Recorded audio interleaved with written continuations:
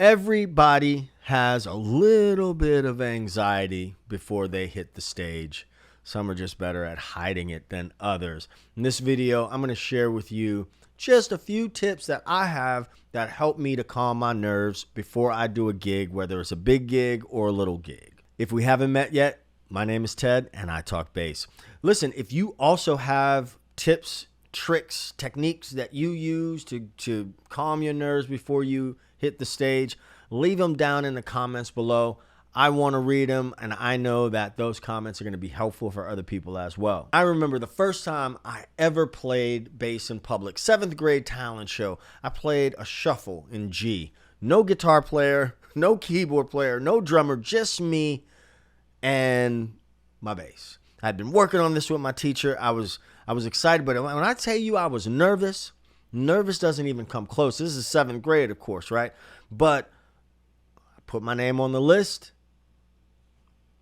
like this. I walked up to the stage like this. I started playing like this.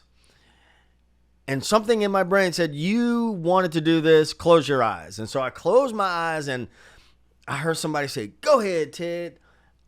And that was such an encouragement for me. So the first thing that I'm going to tell you, which is not really on, this is kind of a bonus right up the top, is understand that there are more people in the audience that are supporting you than are not.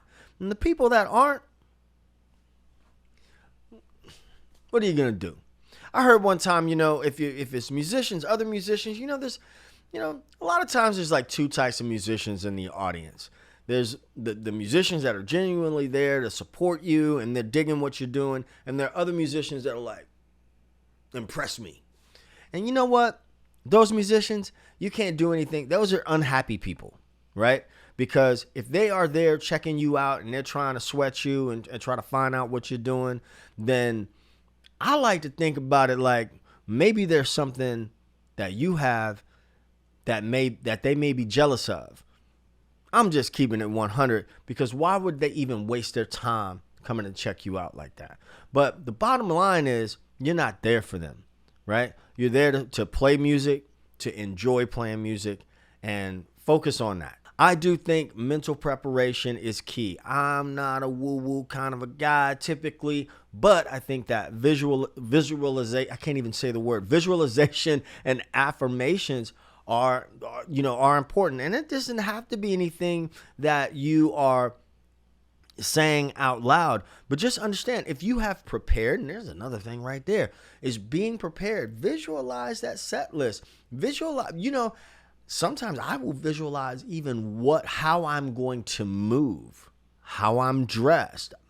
If I feel comfortable in my clothes. I mean, this could go a little bit deep. Do I feel comfortable in my body? And so that, those are some other maybe deeper things that I'm not qualified to talk about. But, sometimes I really like to have a quiet moment before the gig, or I walk around, or just, kind of people watch or something like that. But I'm not a heavy drinker. I do like a little gin and orange juice. I like Basil Hayden. So not at the same time, but sometimes I may have a little sip here and there just to, kind of take a little bit of the edge off. But I don't take part in any other extracurricular activities, if you know what I'm saying. So that's just not me.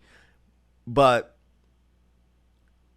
when I can, I do take a moment to just, if it's a gig with a set list, just visualizing that set list, any transitions or anything like that. And of course, in order to do that, I have to have prepared. I'm a big believer. We don't always have to live in survival mode. So a little bit of preparation goes a long way, and a lot of preparation goes even further. Invest in your gear.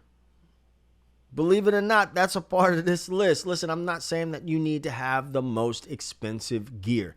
You need to have reliable gear. And so sometimes that means you need to spend maybe a little bit of money. Look, if you got a pedal board, have you checked all the leads that are on your pedal board?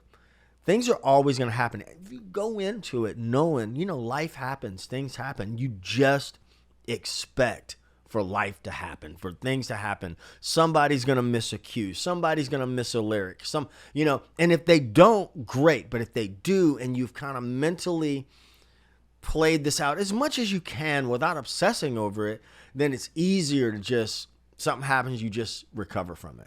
But being prepared and knowing that your gear is in good working order, strings, bass players, we are, part of our bag is we let strings stay on for a long time, but the condition of those strings, right? So, having gear that is reliable is going to help a whole lot more than it might look on the surface. Warm-ups. I talked a little bit about the mental game.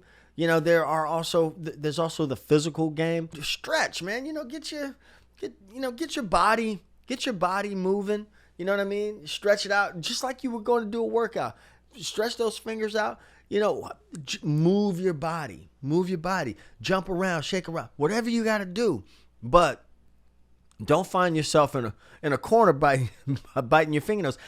I'm teasing, but listen, if you have that level of anxiety, let me know in the comments. I want to hear about that. But just it's a mindset thing, man. You got to dare to suck. I really believe that. You have to dare to suck. I'm thinking right now about the first time I did an open mic by myself. I sing a little bit, and sometimes I sing and play.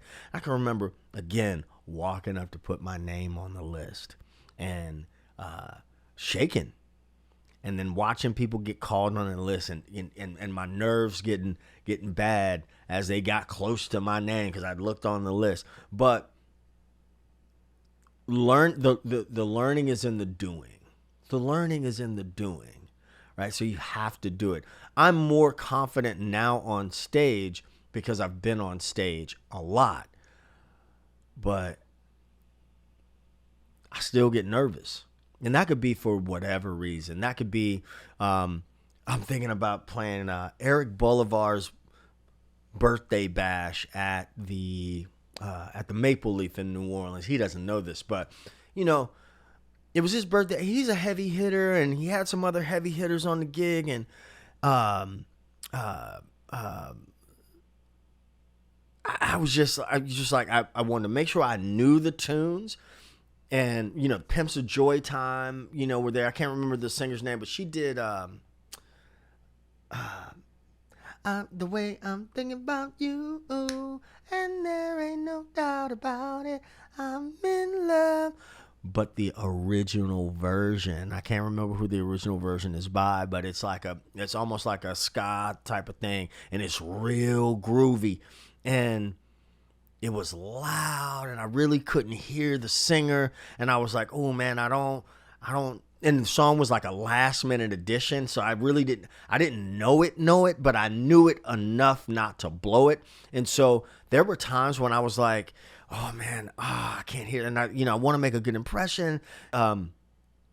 Keyboard player was also very helpful because invariably we're kind of all got lives and other gigs and things like that. So there would be different tunes that we had varying levels of knowledge on, but we're all there together. We were all there for a common goal to do a common thing. And so, he supported me through that. So, sometimes you close your eyes and you get in your own zone, but if you fight that urge and you open your eyes and look around and you guys are leaning on each other. Everybody's up there doing the same thing, and not everybody is staring at you, right? Sometimes they are, but they're not always just fixated on you. So there's a lot of different things, but just understand that we all get nervous. I know I do. Again, if you have some stories, some tips, some tricks, I want to see them down in the comments below, and I know that they are going to be helpful for other people as well.